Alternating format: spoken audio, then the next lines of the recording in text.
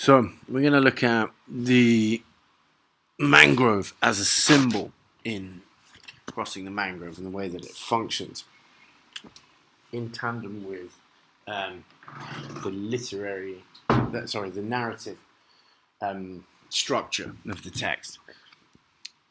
Before we do so, just a few words about the overall purpose of the text. Condé's writings about cultural diversity in the US, her collection of short stories, which is called The Land of Many Colors, focused on New York City in particular, but that actually led her to investigate the diversity of Guadeloupe, to sort of deepen that sense of understanding of Caribbean identity. So this is a novel that is, deeply concerned with Caribbean identity. Crossing the Mangrove was written in 1989 and takes place in Riviere or Celle in Guadeloupe. It's structured around all these different voices of blacks, Indians, Beques, Dominicans, and Haitians, which are all part of the social fabric of Guadeloupe. And each chapter is told from this different cultural or racial point of view in vignettes, these self-contained but interlocking narratives. They're all obsessed with Francis Sancho, who's this handsome man found dead in the marshes that brings them together at his funeral. And they all reveal something new about his personality. Their attempts to establish his identity from different perspective, which parallels the attempt to determine a way to think about Caribbean identity, this sort of irritable shifting and redefinition of Caribbean identity, takes place through all these different vignettes.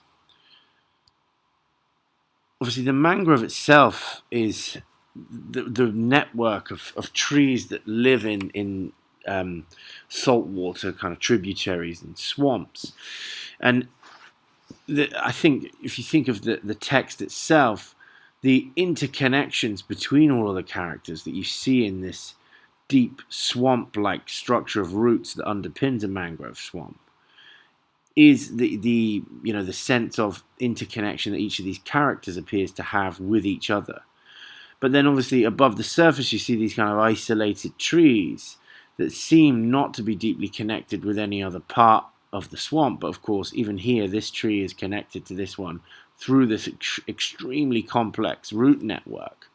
And yet, when the water is high, everyone's isolation and individuality is all that's seen. So you see the way that the narrative structure in this novel functions as a way of revealing all that deep interconnection that is beneath the surface of the water, in contrast to the sense of isolation and suspicion and hostility that is above the water and it is evident in the sort of trees and plants and leaves of the trees. And this comes later to the types of imagery that you'll see in the text. So the mangrove at first is a kind of mess. It's a swamp where all these roots and branches are all mixed together, which functions as this kind of symbol for different ways of disentangling Creole identity from the lies and myths and the made-up past and the confusing present. And the text itself, through these interconnections, is trying to define a new identity. So identity in European thinking is usually represented by a kind of single root to one easily identifiable or identified past. Francis Sancho, for example, exists in spite of an uncertain past through the relationships that he's woven with the community during his stay in Guadeloupe.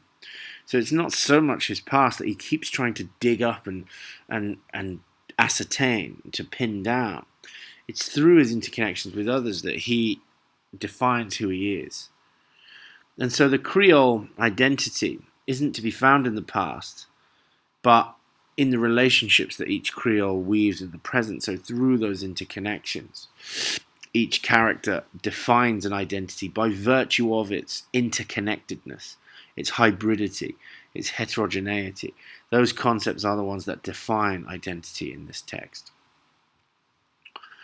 So if we think of this, the plants and trees of the mangrove are like the individuals in Riviere Celle, connected but they lie under the murky surface of the water, the misunderstandings of each other and their community.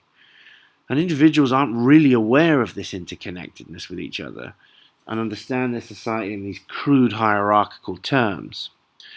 So to go beyond those illusions of order and hierarchy that keep everyone rooted in their place, and that is a very deliberate sort of figurative use of this term, they have to discover truths and understand truths and map their escape from alienation, loneliness and dissatisfaction. And that sense of empowerment or fulfillment or escaping this sense of loneliness and isolation and hierarchy is what we mean by crossing the mangrove, crossing this dangerous culture and society that's symbolized by the mangrove itself. Sancho, this stranger who dies in Riviere's cell, tries to write an autobiography and family history that's also called Traversée de la Mangrove, crossing the mangrove.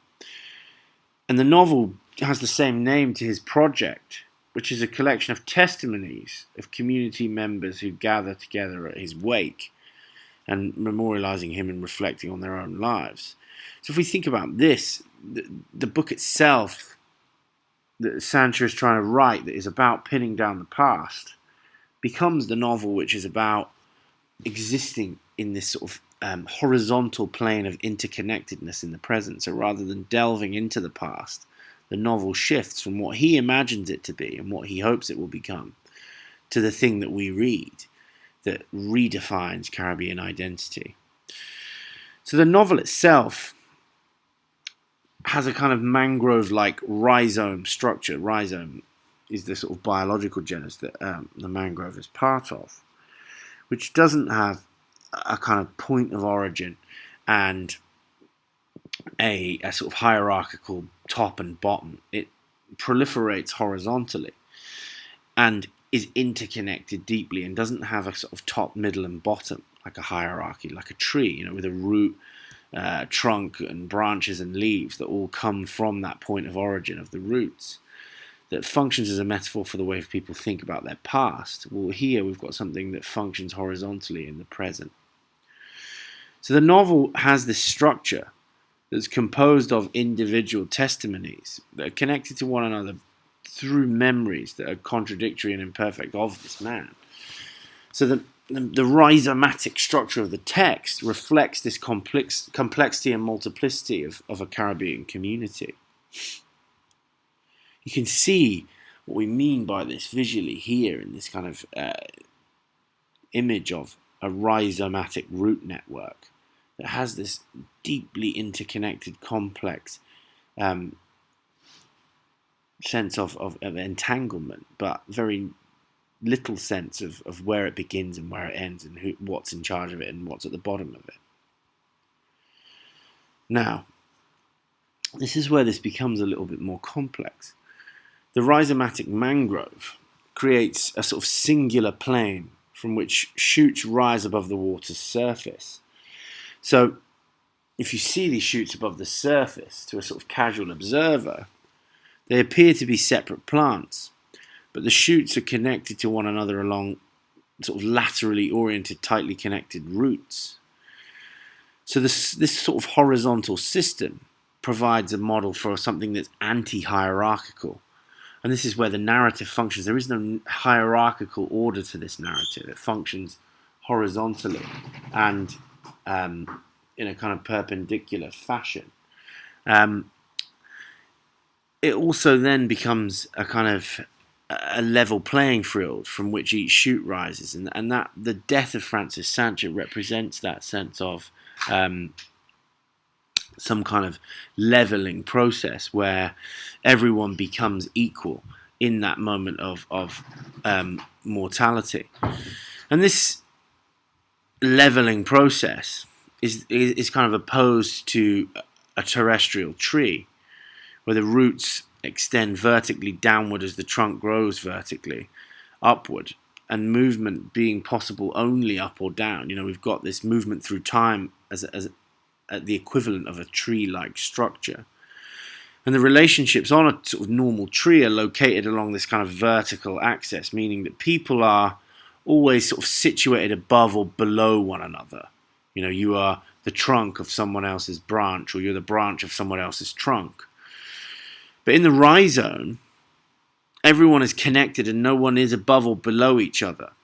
And this comes from two philosophers, Felix Guattari and Gilles Deleuze, who outline this as a kind of a social model in a text called 1,000 Plateaus, and they explain this. Principles of connection and heterogeneity. At any point of a rhizome can be connected to anything other, and must be. This is very different from the tree or root which plots a point and fixes an order. So think about this as a metaphor for or symbol for the narrative structure of the text and the relationships that construct the community that tells these stories. That this is a solution to their outmoded, hierarchical way of thinking about themselves and their role in society. The novel's aesthetic itself, the narrative structure of the text, and the symbol that's at the heart of it becomes an alternative to that sort of stringently hierarchical way of thinking about life. So lots of characters in this text are métis or from various other parts of the world, and many are from mixed racial and ethnic backgrounds. A métissage or mixed racial heritage is and has been the standard in Caribbean societies, not the exception. And this is the sort of impetus for Condé's ideas here, is that this is not some strange, weird sort of ethnic identity. This is the norm. This is what it means to be Caribbean. You are, by default, and through the flaws of history, of mixed racial and ethnic heritage. But that's not your fault, and that isn't something to feel guilty for. It's the fault of others. And that actually, that state of being mixed, is the norm in terms of Caribbean and Creole identity. So Moise, for example, is characterized as half Chinese and half black. And his father, Sanson, was a sort of ne'er-do-well vagrant who took up with Sean, a mink Chinese woman. So he has this kind of mixed racial status. Mira is obviously racially mixed. He's got light skin and hair like her dad, but a deceased mother, Rosalie, who's described as a negress. Lulu, Mira's father, is mixed race and ancestry and characterizes his forefathers as part of a race of discoverers who have soiled their blood with negresses. So he, again, sees it as a kind of through the lens of self-hatred. The Ramsaran family is East Indian, and many others are from around the Caribbean, like Desinor and the Haitian labourers of Beaugendre and Xantippe.